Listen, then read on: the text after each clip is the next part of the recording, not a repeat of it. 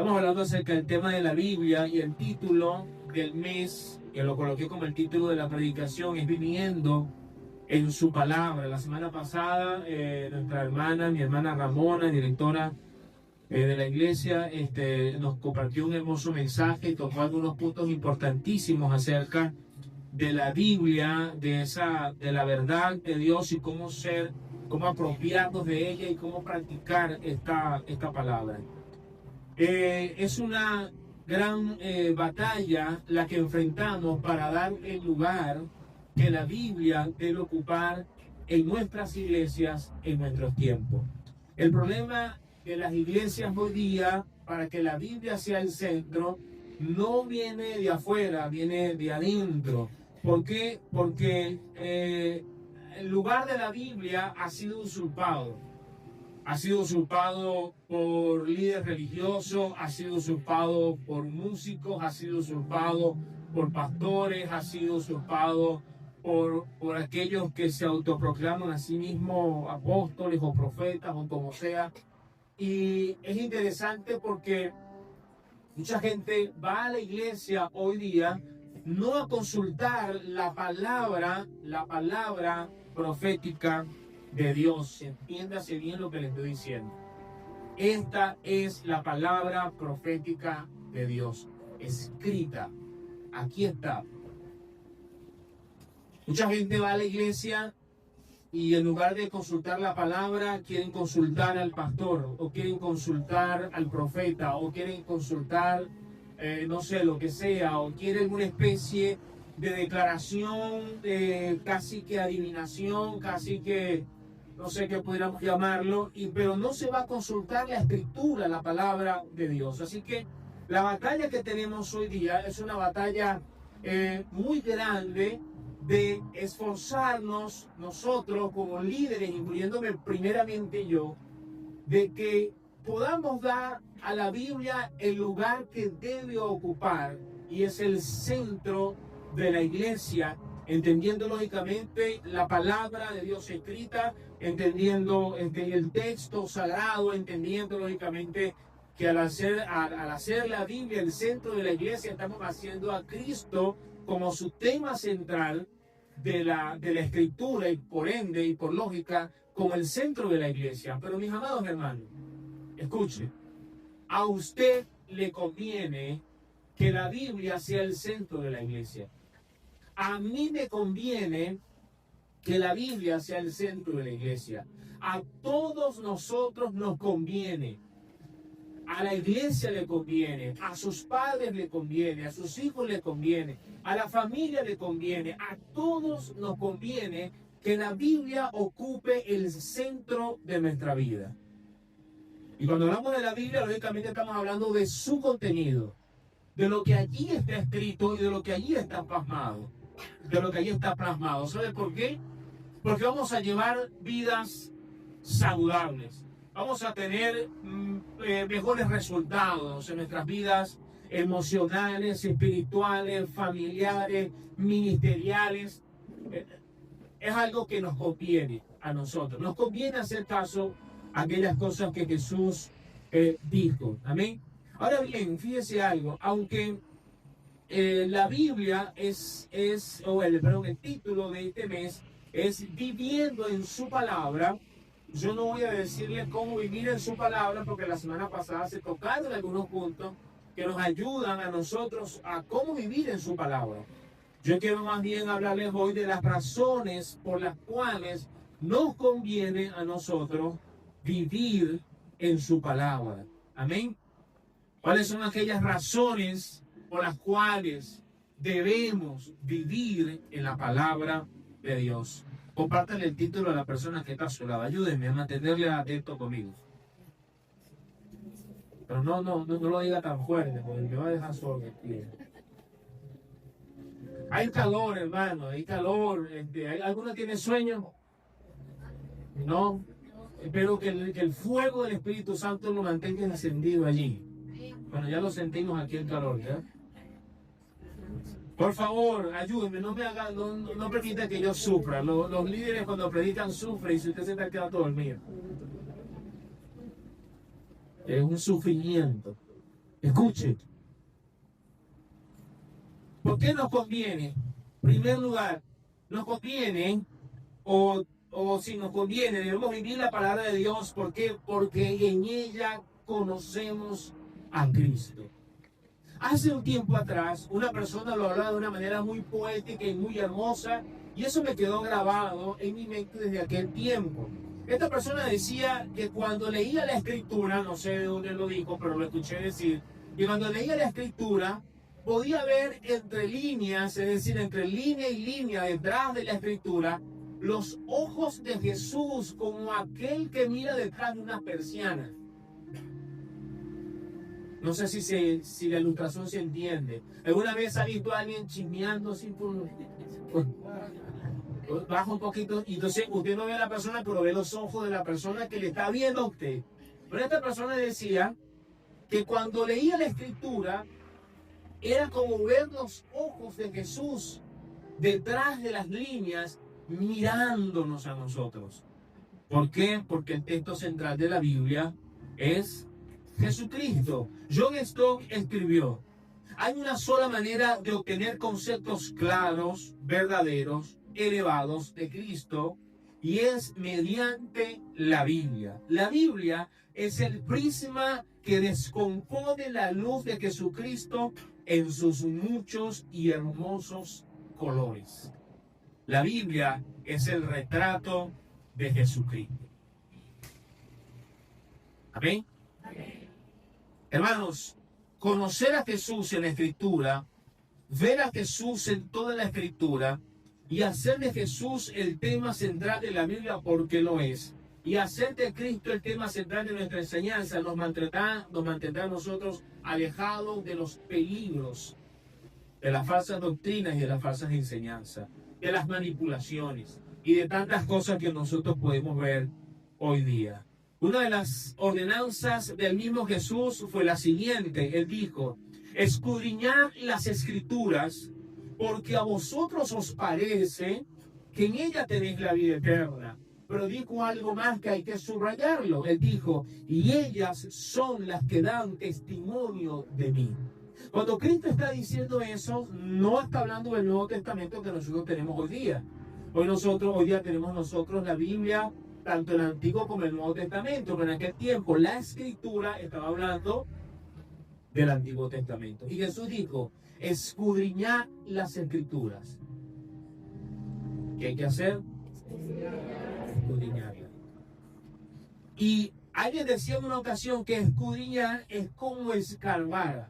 Es como cuando un gatito está escarbando o un perro está buscando un hueso, alguna cosa, y está excavando, como escarbando allí para sacar eso. Es como los buzos que pueden meterse en lo muy profundo del mar para poder encontrar hermosas perlas que allí se encuentran.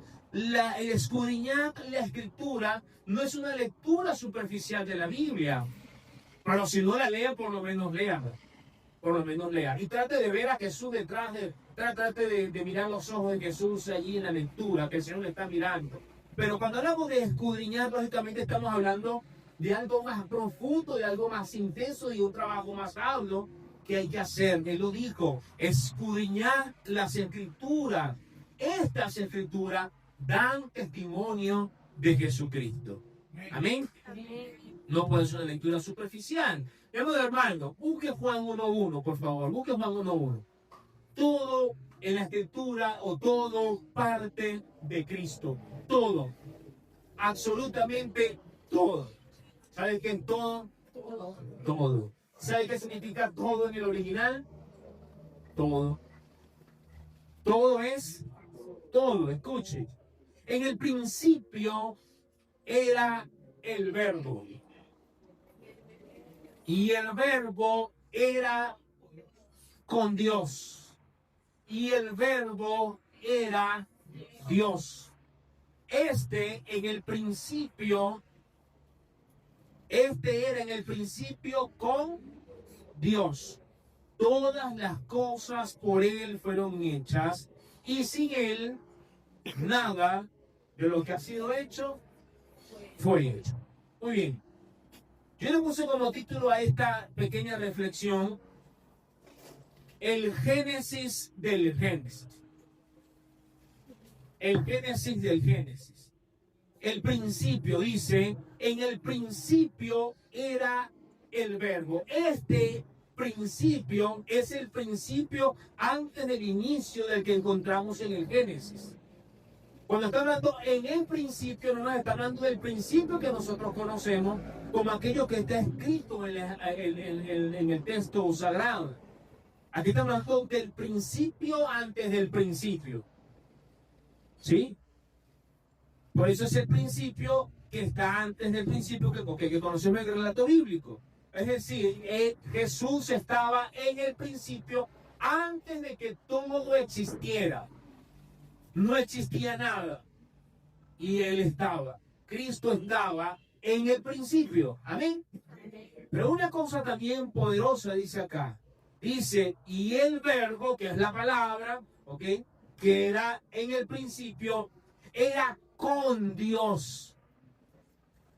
Ahí no está diciendo que era Dios, primero está diciendo que era con Dios para hablarnos de una persona distinta al Padre.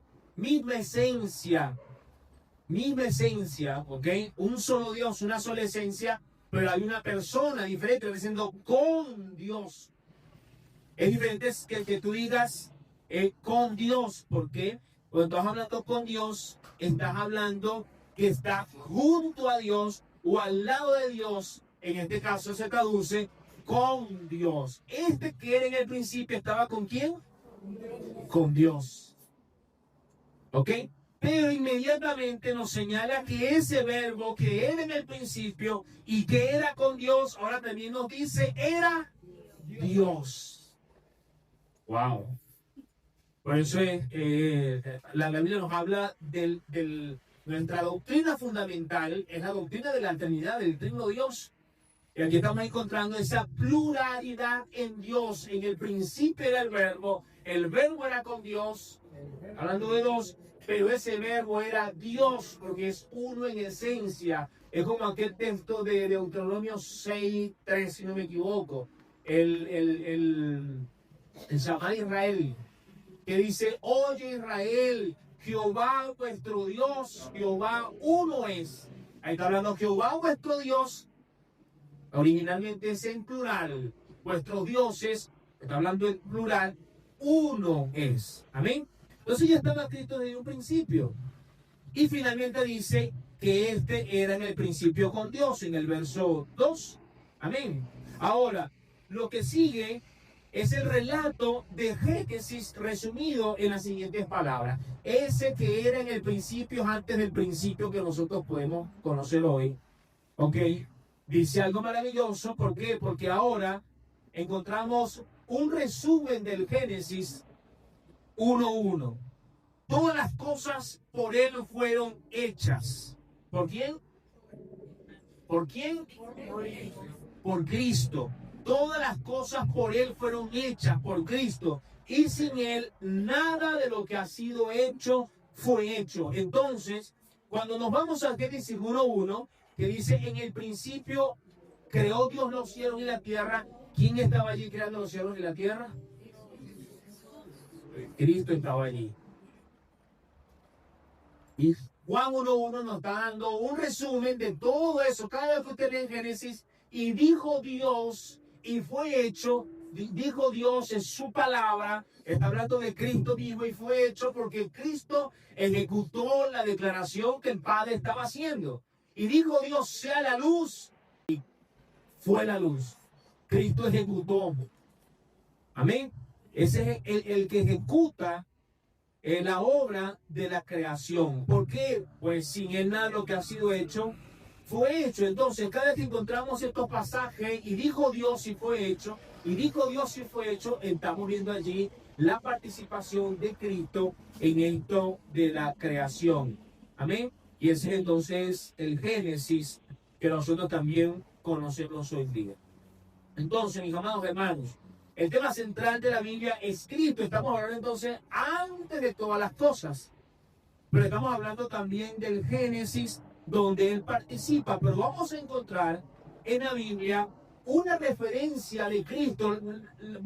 La gente mayormente dice, no, a mí me gusta leer el Nuevo Testamento porque habla de Cristo. Hermano, el Antiguo Testamento también habla muchísimo de Cristo. Muchísimo de Cristo. ¿Ok?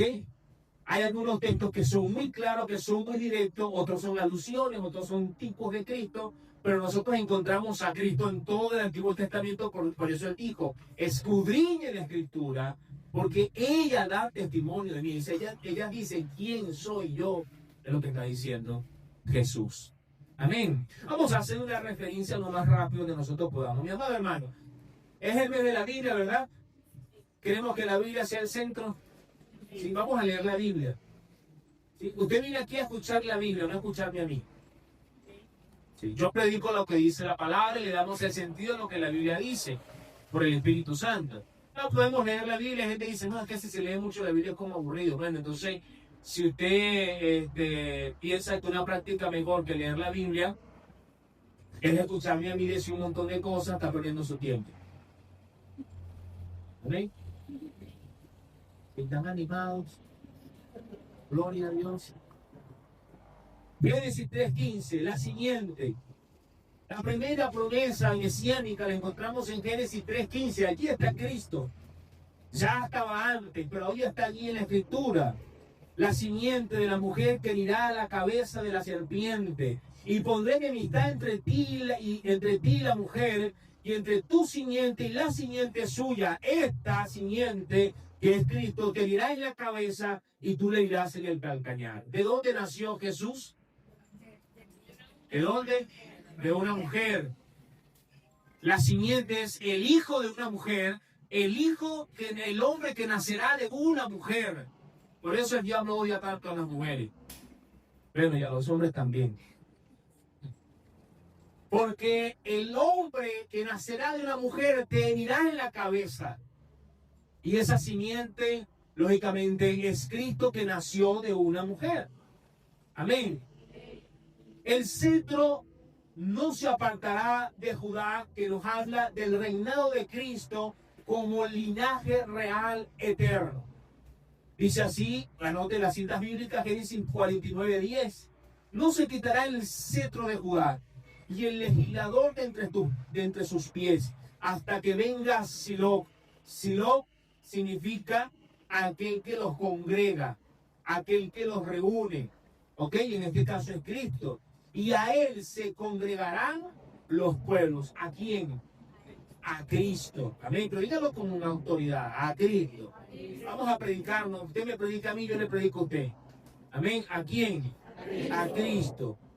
Un profeta como Moisés, Deuteronomio 18:15. Profeta de en medio de ti y de tus hermanos, como yo, te levantará Jehová tu Dios. A él oiréis. Haciendo referencia de Cristo. Conforme a todo lo que pediste a Jehová tu Dios en Horeb, el día de la asamblea, diciendo, no vuelva yo a oír la voz de Jehová mi Dios, ni vea yo más este gran fuego, para que no muera. Y Jehová me dijo, han hablado bien en lo que han dicho. ¿Por qué? Porque profeta les levantaré de en medio de sus hermanos como tú, y pondré mis palabras en su boca, y él les hablará todo lo que yo le mandare. ¿Qué decía Cristo? Cristo decía, yo les he dicho todo lo que el Padre me dijo que les dijera. Amén.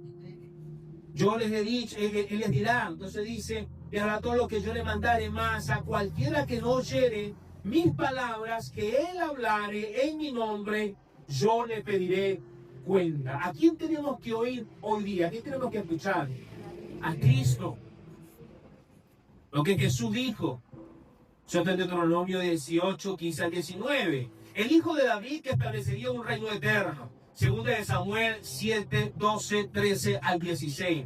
Y cuando tus días sean cumplidos y duermas con tus padres, yo levantaré después de ti a uno de tu linaje, el cual procederá de tus entrañas, y afirmaré su reino. Él edificará casa a mi nombre, y yo afirmaré para siempre en el trono de su reino. Y será afirmada tu casa y tu reino para siempre delante de tu rostro, y tu trono será estable eternamente.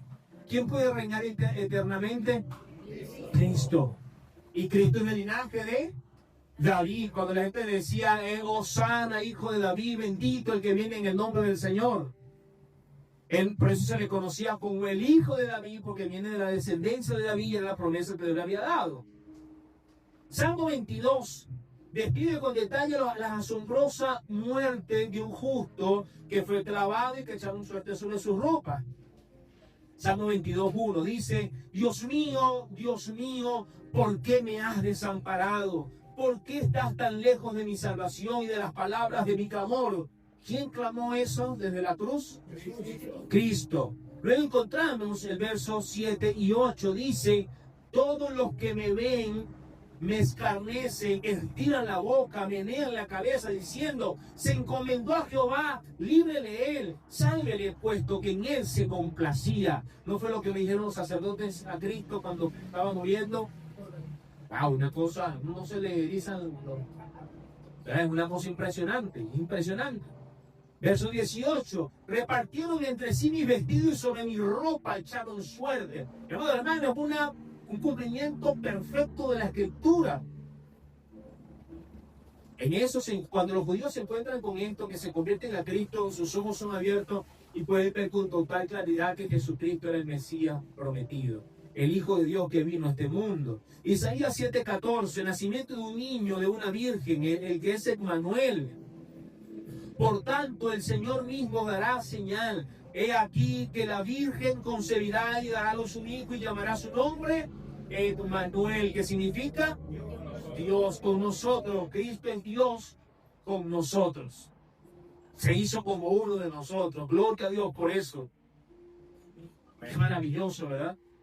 Es una cosa que no podemos descifrar con nuestro cerebro tan pequeño. Isaías 6:7, un hijo es dado que se llama Dios fuerte y Padre eterno y otras cosas más. Eso está en Isaías 9:6-7. Porque un niño nos es nacido, hijo nos es dado, y el principado sobre su hombro, y se llamará su nombre admirable, consejero, Dios fuerte, Padre eterno, príncipe de paz. Lo dilatado de su imperio y la paz no tendrán límite sobre el trono de David y sobre su reino, disponiéndolo y confirmándolo en juicio y en justicia desde ahora y para siempre. El celo de Jehová de los ejércitos hará esto. ¿Lo hizo? Sí. Isaías 53, yo quiero que lo leamos, mi hermano. Vamos a leer Isaías 53. Goces en la palabra del Señor. Amén. Isaías 53. Yo quería tomar algunos pasajes, pero es que todo esto nos habla del siervo sufriente. Amén. Vamos a leerlo. Si lo tiene ya a la mano, vamos a leerlo. Isaías 53 dice así. Vamos a leerlo desde el verso 1, solo 52. Vamos a leerlo el 52:13 en adelante. Dice, he aquí mi siervo será prosperado, será engrandecido y exaltado, y será puesto en muy alto. Como se asombraron de ti muchos, de tal fue desfigurado de los hombres su parecer. ¿Ha visto usted la película La Pasión de Cristo? Bueno. Y su hermosura más que la de los hijos de los hombres. Así asombrará él a muchas naciones. Los reyes cerrarán ante él la boca, porque verán lo que nunca les fue contado y entenderán lo que jamás habían oído. ¿Quién ha oído a nuestro anuncio? Y sobre quién se ha manifestado el brazo de Jehová, subirá cual renuevo, escuche esto, delante de él, y como raíz de tierra seca, no hay parecer en él ni hermosura. Le veremos más inatractivo para que le deseemos. Usted dice, cuando dice como tierra seca, es porque Jesús quedó totalmente desfigurado, dañado. ¿Ok? Despreciado y desechado entre los hombres, varón de dolores, experimentado en quebranto, y como que escondimos de él el rostro. Fue menospreciado y no le estimamos. Ciertamente llevó él nuestras enfermedades y sufrió nuestros dolores. Nosotros le tuvimos por azotado, por herido de Dios y abatido. Mas él herido fue por nuestras rebeliones, molido por nuestros pecados. El castigo de nuestra paz fue sobre él, y por su llaga fuimos nosotros curados. Todos nosotros nos descarriamos como ovejas, Cada cual se apartó por su camino, mas Jehová cargó en él el pecado de todos nosotros. Angustiado él. ¿Usted vio angustiado a Cristo? Sí. Angustiado él y afligido. No abrió su boca. Como cordero fue llevado al matadero. Enmudeció, pero y como oveja delante de sus trasquiladores, enmudeció y no abrió su boca. Por cárcel y por juicio fue quitado. Y su generación, ¿quién la contará? Porque fue cortado de la tierra de los vivientes, y por la rebelión de mi pueblo fue herido, y fue dispuesto con los impíos su sepultura, más con los ricos fue en su muerte. Aunque nunca hizo maldad, y nunca hubo engaño, ni engaño en su boca. Con todo eso, Jehová quiso quebrantarlo, sujetándolo a padecimiento. Cuando haya puesto su vida en expiación por el pecado, verá linaje, vivirá por largos días, y la voluntad de Jehová será en su mano prosperada. Verá el fruto de la aflicción de su alma, que somos todos nosotros, y quedará satisfecho. Por su conocimiento justificará a mi siervo justo a muchos y llevará las iniquidades de ellos. Por tanto, yo le daré parte con los grandes y con los fuertes repartirá despojo, por cuanto derramó su vida hasta la muerte y fue contado con los pecadores, habiendo él llevado el pecado de muchos y orado por los transgresores. Wow. Habla el Antiguo Testamento de Cristo. Sí. Impresionante. Hermano, hay mucho. Zacarías, Miqueas 5:2. El Mesías nacerá en Belén, porque tú, Belén, Éfrata, pequeña para estar entre la familia de Judá, de ti me saldrá el que será Señor de Israel, y sus salidas son desde el principio, desde los días de la eternidad. Zacarías 9:9, el justo que entra en Jerusalén montado en un pollino. Alégrate mucho, hija de Sión.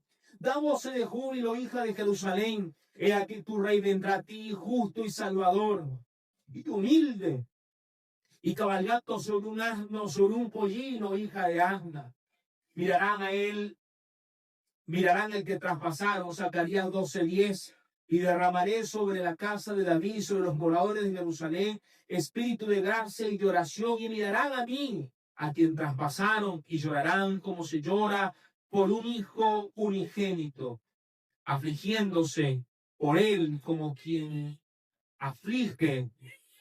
se aflige por el primogénito.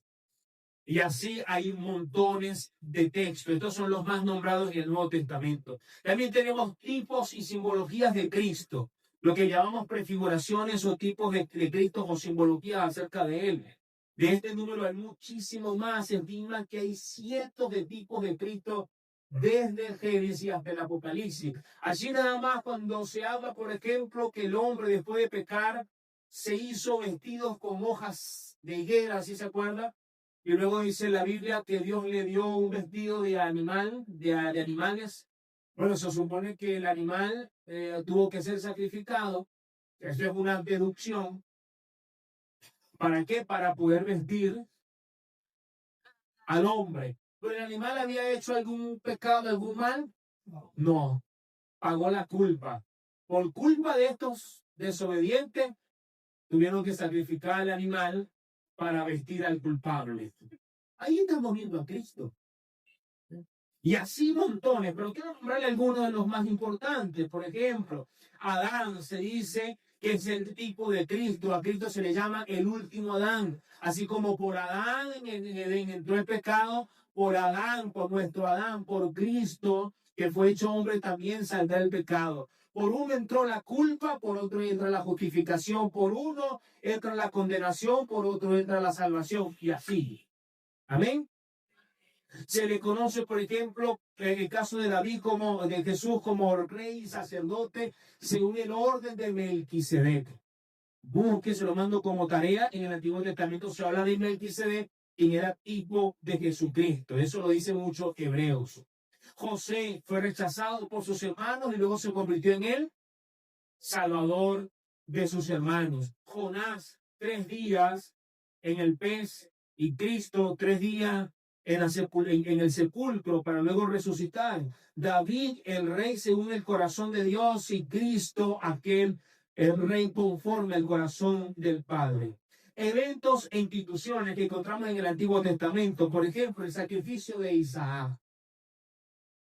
Ahí estamos viendo a Cristo.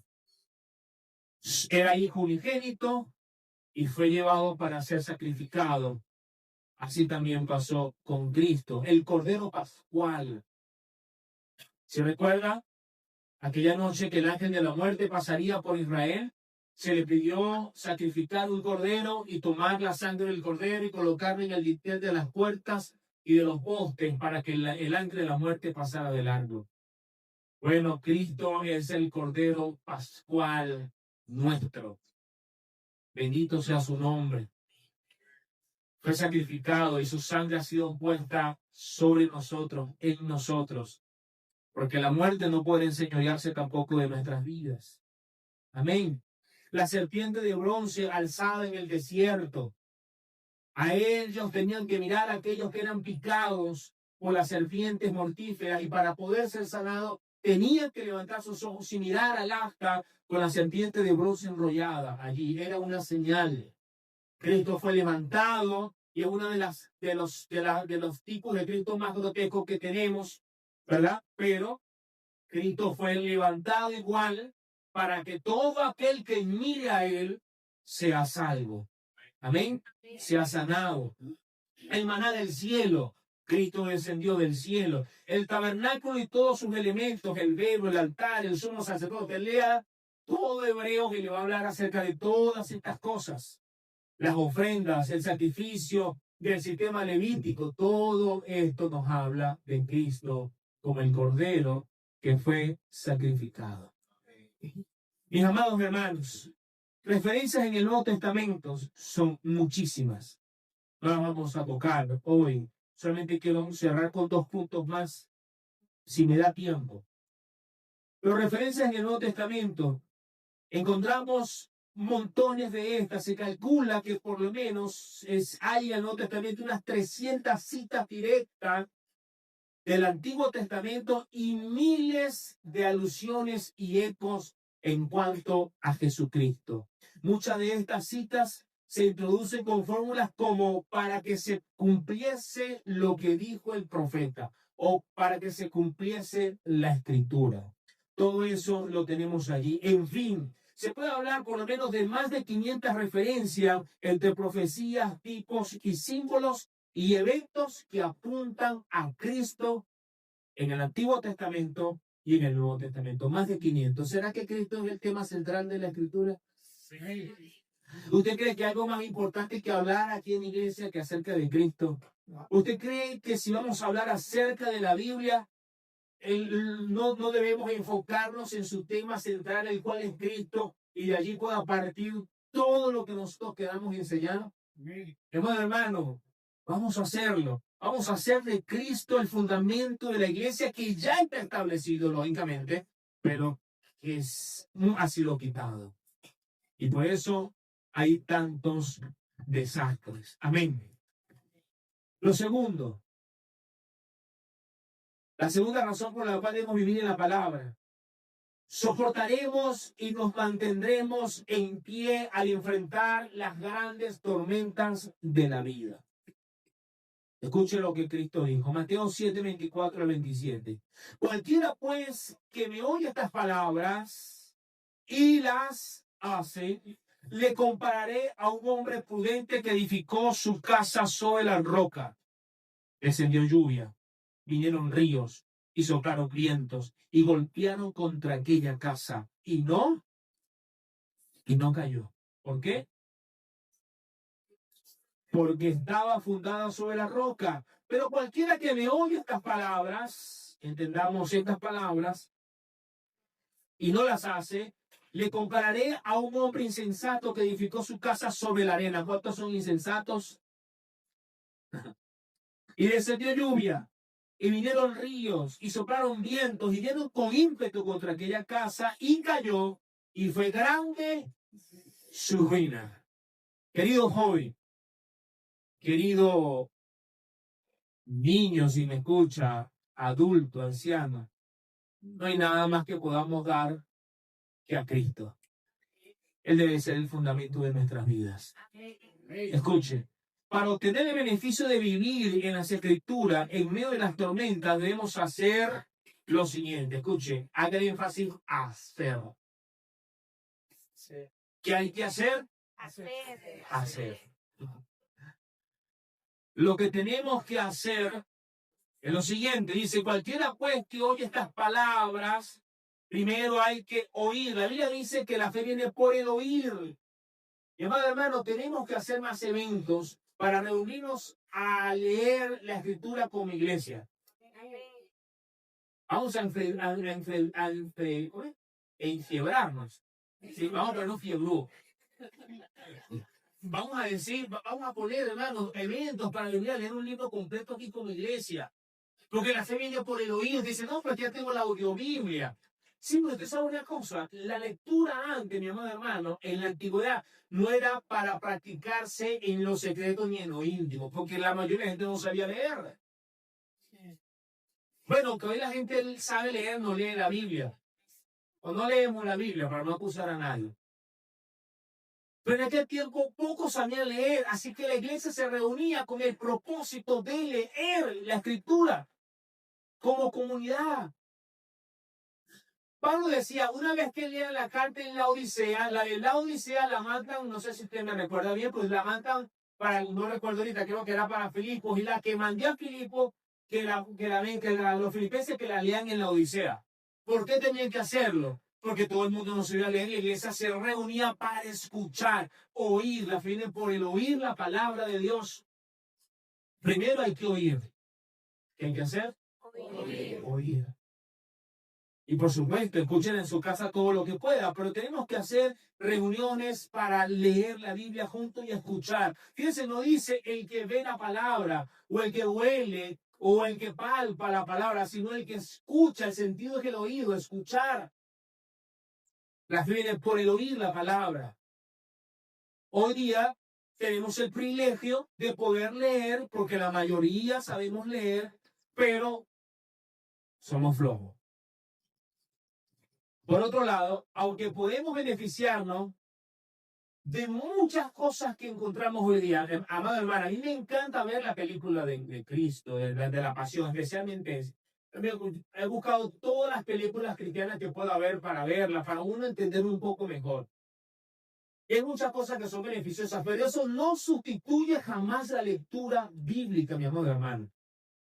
Hoy ya tenemos series, ¿verdad? Que nos hablan acerca de series de Jesús, series de, no sé, de Elías, del otro. Está bien, ¿verdad? Pero podemos verlo. Pero tengamos cuidado porque a veces encontramos personas que me han citado textos bíblicos que inventaron ellos porque lo vieron en una serie. Sí, yo recuerdo, no, la noche que Jesús estaba con no sé quién, y le digo, pero ¿dónde lo dice eso? Sí, eso lo dice la Biblia.